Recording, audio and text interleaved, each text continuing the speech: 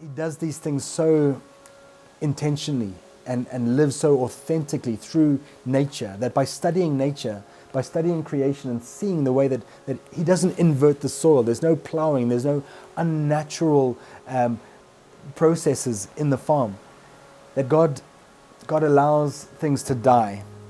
And through that process of decay and death, and as those old things pass away, new life bursts forth. And there is a new beginning and a redemption, a restoration. So my life, like the life of every crop and every field and the soil itself, is this cycle of redemption. And there's this redemptive thread that flows through the cycle of farming and of the food system that just drew me in and has enlightened me and awakened me and opened my eyes to the beautiful reality and the power of what God is doing through creation and through every single one of us. If we would just slow down and stop and listen, if He can get our attention as He does so powerfully through creation. There's a story that He's telling, and it's a story of redemption and restoration that He longs to lead every one of us into. So I'd like to share my story, which begins really here as a high school kid in Zimbabwe, just with a desire to be part of something bigger than myself, really with a desire to fit in and to kind of belong. I suppose as a mixed race kid growing up in the 80s in Zimbabwe, a newly unsegregated country, I knew that I didn't fit in. I knew that I didn't belong. I have a Shona family and relatives and would go to the village and would be part of that, but yet didn't speak Shona. I have white family and would go, and spend time with my white family, but I'm not white. And so it was just this weird kind of mixture of growing up, but yet at the same time we were celebrated that we were this rainbow family, and it was all, this beautiful time, and it was idyllic. Zimbabwe in the 80s was utopia. It was truly paradise. But going through the schooling system, integrated school, I remember playing soccer one day at break time, early on in high school, probably my first year in high school. And there's 600 boys there, all boys school, and it's macho, and everyone's trying to be the big guy and kind of, be the hero. And we would play football at break time. And the easiest way, I remember one of the big sort of 18-year-olds saying, "All right, black against white." And and I'm sort of standing there, this little 13-year-old, and he kind of looked at me and he said, "You be the referee." And it was just this dagger that kind of just like, you don't belong, you don't fit in, what are you? And that was just compounded through the next couple of years of high school. And not to say that it was a hard time or whatever, it wasn't. I just lived out of it, and I kind of adapted to that. But a deep message settled into my heart that I was not part of the team, that I didn't belong, that if I wanted to fit in or be part of this larger story, I would have to find some other way to kind of find my place or to stake my claim to be a real man and to be part of the team. And so that began a dangerous kind of a journey, an addiction to become the best, to whatever it was, both in the classroom and on the sports field. I was just driven. I would be the first one to be at practice and the last one to leave, that sort of thing. And almost unfortunately, that was then validated. I became the first team rugby captain. I played Zimbabwe schools rugby and water polo and all these things, sportsman of the year. And kind of it worked. My search for validation and for belonging worked. And so something inside me said, this is it. This is how you fit in. This is how if you're the captain of the team, then you have to be part of the team. You have to belong. And then you get to tell other people who does or who doesn't belong or fit in. And so that was it. That was sealed then for me, that this is the way to live. This is how to manage life and to be in control. And so I did that, and it resulted actually in my final year of high school in an ulcer. I was that just driven and afraid of not fitting in, that I was so caught up in that fear, I suppose, that I had a stomach ulcer at the age of 18. And anyway, despite all of that, I got a scholarship to university, academic scholarship, to university in the States, went across to Texas, straight away got involved in rugby and became the rugby captain of the university team, played for the state side, and I was back in a familiar environment, just parties and drinking and drugs and just, really pursuing all the things that the world had been telling me, that if you can have this, do this, be that, then you're living. Then you're the man. If you can be the drunkest guy at the party, you're the man. If you can, date the homecoming queen, you're the man. All these sorts of things. And I just ate it up, and I was just longing for life. And I dove into all those things. And the crazy thing is that again, through that journey and through that story and through that time, I had all those things. I became the homecoming king of the university. I was the state rugby captain. All those sorts of things. I was the drunkest guy at the party because I was the captain. I felt like I had to be leading the way and all those things. And so I was just caught up in this life of popularity and privilege and belonging. And I thought I loved it. I was eating it up. But every day, no matter how much I drank the night before, I always woke up thirstier the next day. And no matter what I did the night before, no matter how great the party was, it always ended. And I always woke up empty and thirsty and unfulfilled, and it never lasted. And I was deeply aware of that. I remember that depression every morning, and the only response, the only thing that I could do to take it away was to just start drinking again, was to just go back into it, or find another party or whatever. But at that time I loved being part of the rugby team. I loved belonging. That was my family. The camaraderie of that gave me purpose and gave me a sense of belonging.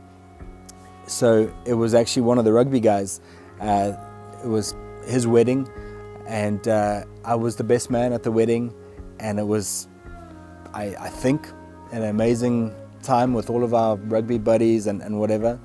I have no recollection now of the wedding. I gave a speech. I don't remember anything about that, because after the wedding, at about 1 o'clock in the morning, one of the other rugby guys showed up on a brand new motorcycle and said, "Does anyone want to go for a spin?" So, of course, I, trying to be the center of attention at the party, of course, I volunteered and hopped on the back of the bike, and we peeled out of there. It was 1 o'clock in the morning. I was drunk and high. He wasn't, and I think that was the only reason that I, sort of felt comfortable doing it. But I wasn't wearing a helmet or leathers or anything. It was right after the party. I was still wearing my tuxedo from the wedding, and we went 100 miles an hour, just on the highway, kind of heading out of town. But he didn't know the area well, and that particular strip of road actually ended in a state park. So at 160 kilometers an hour, he saw the gate or the boom to the state park and locked up the brakes and kind of lost control of the bike and flicked both of us over the handlebars. And so I landed head first and then rolled over onto my back and skidded on my back for 100 meters. Some people that were coming to the party got lost and sort of went down the wrong road, and then called someone else at the party and said, "Hey, do you guys know anyone that was on a motorcycle?" And they said, "Yes, 2 guys just left." And they said, "Okay, well, I think they wrecked. We need to call 911. They saw the motorcycle lying in the middle of the road and dust and everything, and we were both sort of in the bushes. When the ambulance arrived, I was declared dead on arrival. From this wound here in my eyebrow and everything here, this was all opened up here. And I would spend the next 5 days in a coma. During that time, my parents, still living here in Zimbabwe, got the phone call from my rugby coach. So midnight there, or 2 o'clock in the morning in Texas, it was sort of 9 o'clock Saturday morning here, and my coach called from the hospital and said, "Matt's been in an accident. Don't worry, he's got the best possible care available, and as soon as they let us in to see him, I'll call you back and you can chat to him." And so my parents kind of thought, "Oh, well, this is not good, but didn't have much information, so they kind of just sat around here. My mom started praying, and they were just waiting to hear back from my coach. By that evening, now sort of mid-morning, the next morning in Texas, they still hadn't heard back from him. So they got a hold of another one of my friends in Texas and said, "Can we speak to Matt? What's happening?" And they said they haven't let us in to see him yet. He's still in a coma. It's bad. And my mom said, "Should we come?" And they sort of said, yeah, get over here. And Mom jumped on a flight that day and took basically 24 hours to get to me via London and Dallas, and then a car journey. By the time she arrived beside my hospital bed, I was still in a coma, had been in a coma for 2 days at that point, and was completely unresponsive, and they were concerned about the head wound and my brain, and were basically preparing her for the worst and beginning to kind of discuss a way forward and what the potential sort of options were and the likelihood of lasting brain damage. I would spend another 3 days in the coma before my mom didn't know anyone, had nowhere to go, had no money for a hotel, and the hospital mercifully just allowed her to sleep in the bed next to me in the private ward. I was in ICU, obviously, and she just spent the week there with me, and kind of would just pray with me. And she says that she would lay her hands on me and just pray in tongues and just spend her time with me outside of visiting hours. During visiting hours, obviously all the rugby guys and friends from the university and all of that would come in, and she was meeting all these new people. But when it was after visiting hours and it was just the two of us, she would just pray. And she said that I would start to kind of murmur and twitch and pray along with her, kind of my spirit almost just groaning along with her during that time. And there was a couple of days of that, and then came out of the coma and was responsive and kind of awake. I still have no recollection of those memories. There's photographs of me sitting there eating. My friends tell me stories about some of the things that I said to them, and stories that we had when I was sitting in the hospital bed, but I've still got no recollection of any of that time. So after those 2 weeks and then being released, and obviously I would have to go back and forth for another 3 surgeries, but it was, again, just an interesting time going back. I was living with a family at that stage, one of the rugby guys and his family had taken me in. They had space for my mom to come and stay with them as well. And she spent the next month with me and kind of taking me back to the hospital every 2 days. I would have to go back to the hospital. My entire back was just a scab. I lay on my stomach for the next 5 months, but during that time my whole back was just an open wound. I'd lost the skin off 17% of my body, and they would take me in to the emergency ward or whatever, and the nurses would scrub my back. I can't even begin to describe the agony of that time.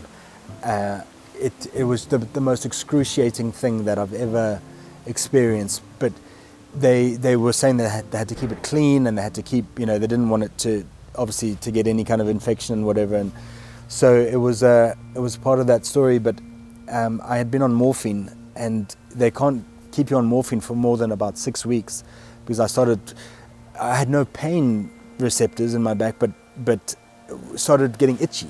It was a kind of a side effect of the morphine, and so I would scratch my back and bring my hand around just covered in scabs and blood, and so they had to wean me off the morphine. And so basically for the next 3.5 months after the coming off the morphine, I just had kind of paracetamol, over the counter kind of pain meds that just didn't even come close to touching that pain. And I remember thinking that was hell.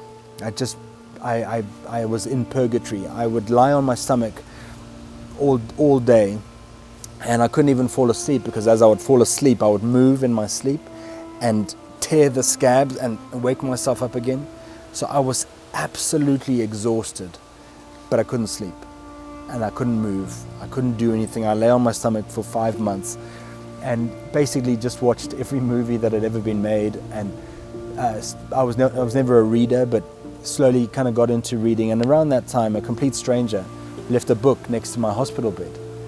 I went in and out during that 5 months. I had 3 subsequent surgeries on my leg. They were talking about the option of amputating, and I remember, being a rugby guy, that's my kicking leg, and it was kind of, I remember that kind of discussion. They were trying to convince me and saying, you'll be more mobile. The legs that we can give you, the prosthetics that you can get now, you'll be able to run again. You'll be so mobile. This is the better kind of option. If you keep the leg, you'll limp for the rest of your life. And obviously, I decided to keep the leg, and there's some amazing braces out there that have literally transformed my life. So I'm thankful for that. But it was a difficult time of having the pins put in my knee and all those things, and cadaver ligaments to just improve my quality of life. And I'm so thankful for what they were able to do. And modern medicine is truly a gift. But I picked up that book that this complete stranger had left next to my hospital bed during that time, and I read the back cover and saw that it was a Christian book, and I literally threw it across the room. I said, if God exists, then why did this happen? What that stuff that I'm not interested. And then really, just out of boredom, months later, that stupid book still sitting there, picked it up and started flipping through and started reading it, and I remember kind of getting through the first chapter or 2, and just that kind of that realization kind of just dawning over me, like this is a second chance. And I remember kind of getting to the end of the book and saying, if this is available, why wouldn't I want that? This is a second chance at life. I've had everything that the world told me was life, and I pursued it with all my being, and it almost killed me. And it resulted in death. I've lost my identity. I've lost so much of what I loved to do. When I was 20 years old, when I was in the thick of things, drinking, living fast, and just not really believing there was a way out of that, actually remember saying to God, being aware that He existed, as a 20-year-old, and I remember having the conversation saying, God, I know you exist. I know you're real, but I'm having too much fun right now. And so, when I'm ready, I'll come to you. And what I would say now, and regularly do to young men that I counsel now, I would just say, it's okay. God knows that there's a process and that we're all on this journey. But don't hold out too long. Don't wait for God to have to intervene in such a dramatic way as he did with me, because that's not worth it. You miss out on so much and you lose so much. There is a way forward. You are not alone. You will be okay. You will get through this. You will become who you were born to be. But you got to start the journey sometime, somewhere, somehow, to make a decision before it's too late.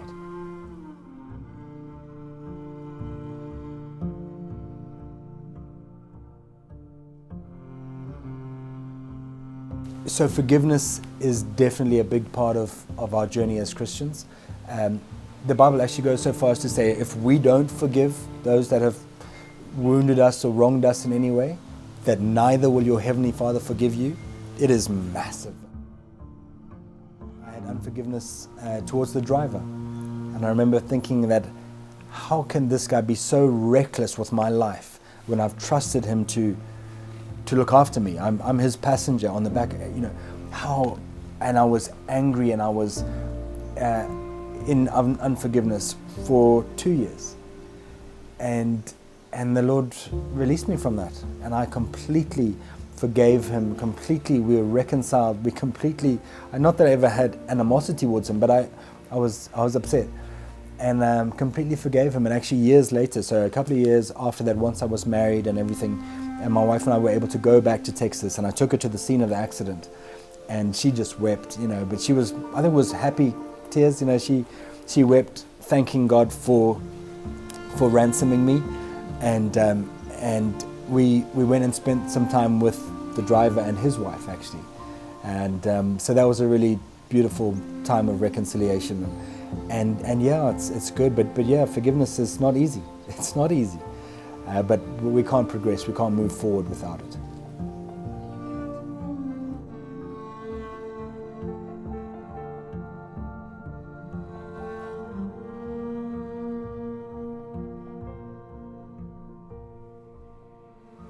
So during that time, just struggling to kind of make sense of my life. I've now read this book, and I know that something's got to change. I know, I kind of a decision is before me, but at the same time, my whole life was just collapsing around me. I was just dissolving into this place of brokenness and abandonment, and feeling this loss of identity. I was no longer the rugby captain. I would never play rugby again for the rest of my life. This thing that had given me such meaning and purpose and position and popularity and everything that I'd been craving from a young age, I could never have that again. I would never be part of the team again. I would never fit in again. I would never belong. And I could never be brave. I could never do that thing that defined me. And so this complete loss of confidence and purpose and meaning and identity. And so I was in a wheelchair then for the next 9 months after getting going and being able to get off my stomach. The next 9 months I was in a wheelchair, and my friends, would just kind of just wheel me into the bar because, I had nothing else to do. I wanted to be around them, and I would beg them to come and pick me up and, take me with them, and they would just wheel me and put me in the corner of the bar, and I couldn't dance or walk around or talk to people or whatever, but I was there, and I would just sit in the corner and just drink. And I was pretty drunk most days. Actually, I had a good friend of mine, one of the rugby guys, actually worked in a bar, and so he would go in at 10 in the morning to go and start cleaning up and opening kegs and kind of cleaning up for the lunchtime kind of opening. And I was drunk by 1 o'clock, most days. I had nothing else to do. I'd started my master's at that point, but I had no purpose and no passion, no desire to do that, and I kind of just dissolved into alcoholism, and spent the next kind of 9 months really just drinking, alcohol, drugs, just escapism, and got kicked out of grad school during that time. And so my girlfriend at the time had an abortion, just real bottom of the barrel sort of stuff. The driver's insurance sent me a check while I was still in hospital for $25,000 saying if you don't sue us for the damages, you get to keep the check. I had no intention of suing my friend or anything like that. I didn't understand how the American insurance system worked, and so I just took the money. I said, I made the decision to get on the bike. If I'm going to get 25 grand for that, great. And I took it, and I drank that in 6 months. So it was then during that time that I saw that they ran this camp in Colorado, and I wanted to know more. I knew that there was something there that had kind of captured my attention, and I knew that this was an opportunity. So by that stage now, just in a full leg cast, I had graduated college in a wheelchair and been in that wheelchair through the drinking sort of stage, and had just come out of the wheelchair now, and so felt this kind of new lease on life again, and so jumped on the plane up to Colorado to go on this camp with my crutches and full leg cast. And I knew that I wouldn't be able to do much, but I was desperate to know more. And I got on the camp, and I remember them kind of just being normal guys. And it was a bunch of guys, like my rugby team, but in a cabin up in the mountains. And I remember all my friends in Texas saying, oh, it's a cult, don't drink the punch, and kind of all this sort of stuff. And I just had to kind of block that out and just go, because I was desperate to know that if what I had read was true and was authentic and was available. And really in those first few days, that's what I discovered. I discovered this authenticity, and that these were real men, and that they had purpose and they had life. And I saw it and I sensed it and I longed for it. I said, they've got something that I don't have. They've got what I want. And that was real life. And I knew that I'd been searching my whole life for life, and then I glimpsed it in them, and I said, man, that's it. It was about midway through the week. The author said, go out into the night. And it was kind of 8 o'clock at night, probably in Colorado in October. And he says, go into the night and honor code of silence. You can't speak to another man for the next hour. Go and sit there and talk to God and say, God, who am I? And now this was pretty bizarre for me as someone who doesn't really yet kind of believe that God exists. So I sort of like, all right, whatever. But okay, well, you know what? Here, I've come all the way. You know, let me maybe this is the moment. Maybe God is going to be God, and you know He's going to write it in the sky and the stars, and this is going to be fireworks, and this is God. I mean, after So come on, and so I'm kind of a little bit of expectant, and I go out, and it was October and cold, and I remember this light sort of snow falling, just beginning to flurry. And I sat on the edge of the Rocky Mountains looking into this beautiful silver valley. And, it was kind of, okay, God, the stage is set. The spotlights are on. Like, this is your moment. Show up. Be God. Impress me. Prove that you're real. God, who am I? And I'm sitting on the edge of the rock, waiting, for the fireworks to start. And silence. Just this still, silent night. I can't even talk to another person, and I was just sitting there by myself for about the first 15 minutes, like trying to listen. I'm like, I've heard all this stuff about a still, small voice, and I'm really like, I'm waiting, and just nothing, and there's this disappointment, and this feeling of, you idiot, what a dope, you came all this way believing that fairy tale, like what an idiot, what a waste of time, what a waste of money. Just that disappointment and that profound feeling of like a kid, like I've had the world pulled over my eyes again. What an idiot. And I'm sitting there kind of frustrated, but it's only been 15 minutes. I can't move, I can't talk to anyone else for another 45 minutes, and I'm like, ugh. And so I'm just sitting there, and kind of I feel this kind of this feeling, or this, it wasn't a voice, it was just kind of a feeling that sort of bubbled up inside me that said, what do you miss about rugby? I miss being part of something bigger than myself, and belonging, and the camaraderie, and this adventure. That's what I miss about rugby. Silence. And then the same kind of feeling that kind of bubbles up says, that's who you are. And instantly, I was like, He answered my question. Who am I? That's who you are. And I was just like blown away. I almost fell backwards off the rock, like, God, that was God. He just spoke to me. And I just knew beyond a shadow of doubt, I can't describe it, I just knew that was God speaking to me, that was who I am. And so I started to think about that, and through that lens kind of listened intently the next couple of days of the course. It was a course about masculinity, about becoming who we were born to be, this sort of thing. And so I sat on the edge of my chair then for the next 4 days saying, okay, well, there's something to this. What do I need to learn?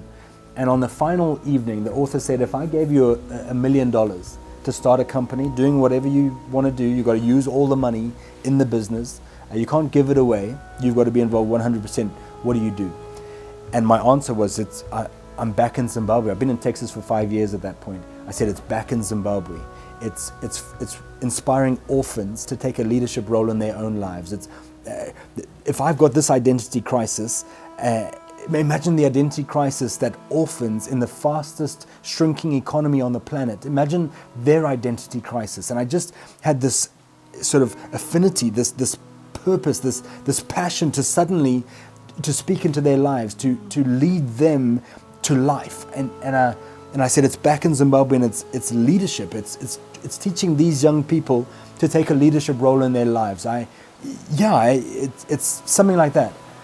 And he said to me, what are you waiting for? You will never be alive until you're doing that. That's what you're born to do. He said, I'm not going to give you the money, but you got to go do that. And I just knew that's right. There was something to that. I had to do that. And so 3 months after that conversation, I landed back in Zimbabwe. I packed up my life in Texas, and long-term girlfriend, and landed back in Zimbabwe. And I told her and I told everybody that it was just for 6 months. And I came back here and started volunteering with a Christian organization that was running orphan camps and teaching leadership with these young people. And they couldn't pay me, so I just lived in a little tent, out in a rural area while we ran these camps. I lived in their house, and they would feed me and sort of, I had a room in their house in town. But when we would run these camps, I would sleep in this little tent and out in a community and run these camps. And I loved it. I was living every little boy's dream, But as we would run these camps, I remember the one day being part of this group surrounded by about 10 or 12 young orphans from that community. And I remember saying, "Come on, boys, okay, this is," and I was like, we were playing some wide game or some part of the camp, And I remember kind of just almost having this out-of-body experience and just seeing myself in that moment now with these kids and doing everything that I used to love doing on a rugby field. But now I was leading these little guys, not to win a rugby match on a Saturday afternoon, but to win at the game of life. And I remember the purpose and the passion and that fulfillment that I experienced there. And I contrasted that to the parties and the drinking and all the things that in my former life that never lasted. And this lasted. I would wake up the next morning and I was almost testing and kind of like waiting for that sense of wellness and well-being and purpose and to wane and to disappear and to wake up depressed like I had every time I woke up from a party. And it lasted. It didn't diminish. It was still there. And every morning I would clap my hands and wake up and rush out of there and go and carry on. And I had this purpose and this fulfillment that I can't describe, that I just knew that this was the life that I'd been searching for my entire life. That I had discovered the phony, and I knew, that what I had experienced before wasn't real. And now I tasted the authentic, the real, and it lasted, and I loved it. And I couldn't imagine doing anything else with my life. And so my 6 months turned into 3 years before I even took stock of what I was doing with my life. And I kind of like, okay, whoa, all right, Lord, I'm now getting to the stage in my life where I probably need to find a wife and get responsible and settle down and earn some money and kind of, something. And how's this going to look now? What do I do? God, how's this going to work? And I really remember him kind of just almost giving me this feeling that money follows passion. And it was kind of just a reassurance that as long as I pursued what I was made to do and lived by design and did what God had created me to do, that I would be sustained, that I would. It wasn't a promise of riches or anything. It was just that I wouldn't want, and that we would survive. And around that time, met a beautiful Zimbabwean girl who shared the same heart for me, had the same passion for young people and for life and for leadership and for this country. And my family has just a small piece of land up in the mountains, border with Mozambique. And so we got married and just went and lived up there, just moved out there with no income, nothing to, not a penny to our name. And we just lived on this small holding.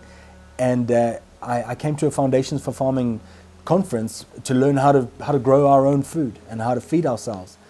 And went on the conference, learned all this incredible stuff, and it was so simple. And I said, okay, as a city kid, even I can do this. And we moved out to this rural area and lived in rural Zimbabwe for 5 years. Carrying buckets of water every day, heating water on a fire, and I made a little pulley up into the trees, and we would pulley this bucket of warm water up into the trees and shower behind a little thatch wall. At least for the first 18 months, we just lived like that, walking down into the valley to carry buckets of water to come upstairs to clean things, and we didn't have any stove or fridge or anything. We would cook over an open fire.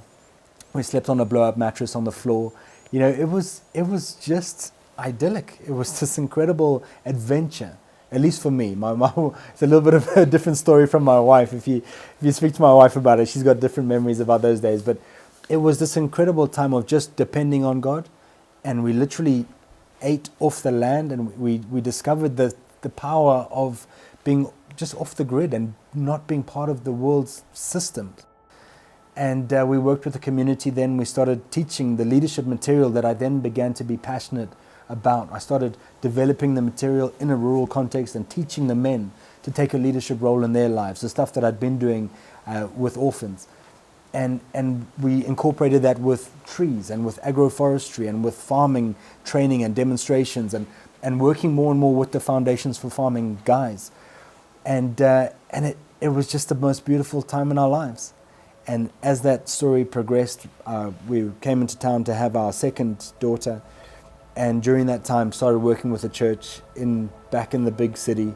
And we still kind of deny that and try to say that, well, no, we're farmers, we live in a rural area. But God obviously had other plans for us. And so we settled in town and started working with the church, became a pastor at the church, and continuing with the Foundations for Farming stuff. And now after 5 years, have taken my position as the CEO of Foundations for Farming and kind of stepped into that natural progression and settled back in town now to continue to offer the same experience that we had of life, but of living, trusting God for everything, and to have the knowledge and the understanding and the simple technology that comes from this sustainable method of agriculture, but along with that, the message of hope of Jesus Christ and the character of Christ that is modeled on his faithfulness and his humility and his different way. This life, this fulfillment, this purpose that I've now discovered and realized that is available to us, that I was searching for my whole life, but searching in all the wrong places. I've now found it. And so this desire to unleash human flourishing, as we see God unleashing life in every sphere of the natural environment through the way that he farms in nature. It's the simplicity of God that he does these things so intentionally and lives so authentically through nature, that by studying nature, by studying creation and seeing the way that he doesn't invert the soil, there's no plowing, there's no unnatural processes in the farm, that God allows things to die, and through that process of decay and death, and as those old things pass away, new life bursts forth. And there is a new beginning and a redemption, a restoration. So my life, like the life of every crop and every field and the soil itself, is this cycle of redemption. And there's this redemptive thread that flows through the cycle of farming and of the food system that just drew me in and has enlightened me and awakened me and opened my eyes to the beautiful reality and the power of what God is doing through creation and through every single one of us. If we would just slow down and stop and listen, if he can get our attention as he does so powerfully through creation, there's a story that he's telling, and it's a story of redemption and restoration that he longs to lead every one of us into.